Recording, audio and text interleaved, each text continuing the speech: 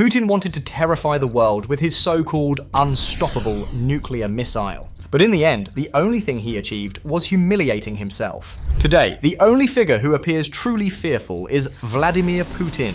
This crisis began, as many such episodes in Russia have, with a lie. The Kremlin wanted the world to believe that its new hypersonic nuclear missile could evade every Western defense system. State TV even boasted that it could destroy any country, including the United States. Behind the scenes, though, the grand announcement was little more than a desperate attempt to stall Western sanctions. Instead, it became a disaster that revealed just how fragile Russia's military capability really is. Within weeks of the announcement, Russian lawmakers began suggesting that Moscow could sell these missiles to Venezuela. It was meant to project power, to show that Russia was still a major player on the world stage. But that illusion collapsed fast. Ukrainian intelligence revealed that nearly 1/3 of Russia's stockpile of these so-called unstoppable weapons had already been destroyed. The unexpected disclosure of Russia's dwindling missile reserves laid bare a harsh reality. The nation was struggling to maintain both its defensive capabilities and its export commitments. This critical shortage underscored a significant strategic vulnerability, suggesting that Russia's much-vaunted military might was not as robust as previously believed. The implications of this revelation were far-reaching, transforming President Putin's nuclear deterrent, a cornerstone of Russia's international leverage, into an object of global derision. What was once a symbol of immense power and a source of geopolitical anxiety had, in the eyes of many, become a punchline on the international stage. This erosion of perceived strength not only undermined Russia's credibility, but also prompted a re-evaluation of its military and strategic posture by other world powers. It all began with this now infamous clip from Kremlin TV. The host's tone was defiant and threatening. All weapons only make sense when they are used, when the enemy sees it and feels the result. We hit with Orshnik, and they didn't get it. Why? Because we only struck Ukrainian territory. They don't care. If Orshnik hit Britain or Scandinavia, those factories making drones, then they would understand. Our minister must go out and say it. But they're all frightened. Let them be afraid. By that logic, Ukraine would be fully justified in striking any factory that produces weapons used against it, including those in Russia, China, North Korea, or Iran. Yet when the same reasoning is turned against them, Russia's propagandists suddenly lose their composure. Soon after, another absurd moment followed.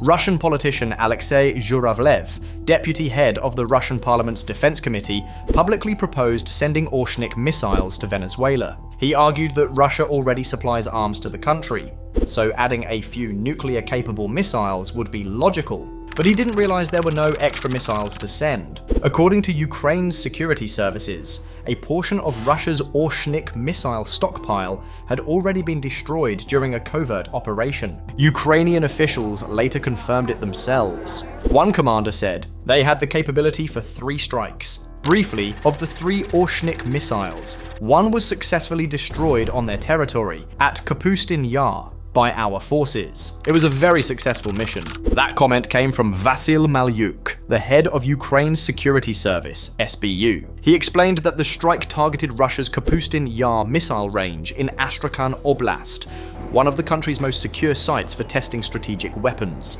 Satellite imagery later confirmed changes at the location. Photos from July 2024 revealed damage at the launch complex consistent with an explosion. Analysts couldn't agree on how extensive the damage was, but the message was clear. Ukraine had destroyed one of only 3 Orshnik missiles before it ever left the ground. By that account, 2 remained. Western reporting later suggested another was launched in late 2024. If true, only one would remain. It was meant as a warning after the United States permitted Ukraine to use Western missiles against targets inside Russia. Moscow declared that the Orshnik's launch would prove its superiority. It didn't. Now, by all credible accounts, only one missile remains, and it's stationed in Belarus as part of Putin's symbolic effort to extend his nuclear shield to an ally.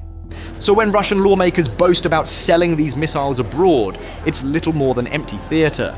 Even Putin himself indirectly admitted that production has stalled. Recently, Putin said Russia would begin manufacturing new Orshnik missiles by the end of this year, a statement implying reserves are limited. While Russia's nuclear program flounders, Ukraine's own weapons development has accelerated. Kyiv's engineers have unveiled a new generation of drones, small, precise, and devastatingly effective. The latest, the FPV-2 Kamikaze drone, builds on the earlier FPV-1 model. The first version could fly up to 1,400 kilometers, roughly 900 miles, but carried a light payload. The new FPV-2 trades range for power. It travels around 200 kilometers, about 90 miles, but carries a 100-kilogram warhead, roughly 230 pounds. That's enough to destroy armored targets or major fuel infrastructure in a single hit. In one recent operation, Ukrainian drones struck both a Russian fuel train and a nearby warehouse. Ukraine estimates the FPV-2's unit cost at roughly $50,000. By comparison, a single fuel train can cost millions of dollars, before even accounting for the value of the oil it carries. In purely economic terms, Ukraine is winning the cost efficiency war. And yet, Putin's self-inflicted damage still surpasses anything Ukraine has achieved. After all, Putin has destroyed more Russian nuclear assets than Ukraine ever has.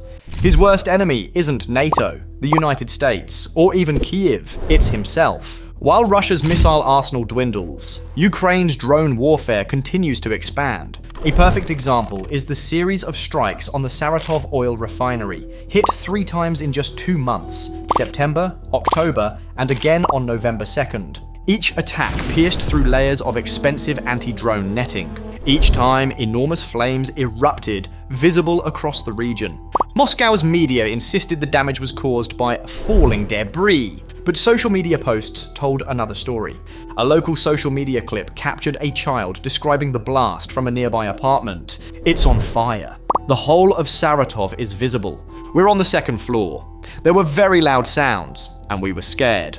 The video spread across Russian Telegram channels, a stark reminder of how modern wars unfold, live and in real time, through the eyes of civilians. But beyond the visuals, the economic impact is enormous. Many of Russia's refineries were built decades ago using Western contractors and parts. Back then, Moscow had access to European technology and American precision systems. Now, as the most heavily sanctioned country in the world, it has lost those supply chains. That means every drone strike, even a minor one, chips away at critical infrastructure that Russia can no longer fully repair. Each destroyed valve, pump, or circuit board is another weak point in a system that can't be replaced. And this isn't speculation or Western propaganda. Even Kremlin-controlled media have begun to acknowledge the decay. One Russian television commentator recently complained, "Despite all our successes, we haven't done nearly enough. Import substitution has turned into just buying and buying.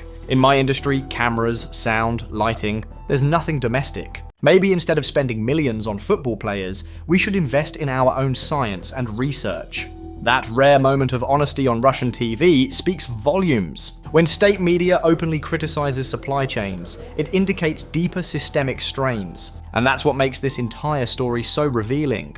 Because even as Russia continues its war of words, the structural rot inside its defense industry is becoming undeniable. Its weapons malfunction, its refineries burn, and its sanctions blockade deepens. Meanwhile, Ukraine's smaller, cheaper, and smarter arsenal keeps growing. Every drone that strikes a target inside Russia chips away not just at infrastructure, but at the illusion of invincibility that Putin has spent 2 decades building. What began as a nuclear scare campaign has turned into a case study in overconfidence. Putin tried to project strength through intimidation. Instead, he exposed the weakness at the core of his war machine. And in the end, the pattern is clear. The more he threatens the world, the more he undermines himself. His nuclear deterrent has turned into a diplomatic liability. His economy is struggling to sustain the war, and even his propaganda machine is starting to lose faith in its own narrative. Today, Russia's most dangerous weapon isn't its missiles, it's its own delusion. The real question now is what happens next? As Ukraine strikes continue to target refineries and supply depots deep inside Russian territory, the pressure on Moscow's war economy will only grow. And as Western intelligence tracks the last remaining Orshnik missile in Belarus, one question lingers over the Kremlin. When your unstoppable weapon can't even leave the launch pad, what's left to fear? Because the truth is, the only person terrified of Russia's nuclear arsenal right now is Vladimir Putin himself.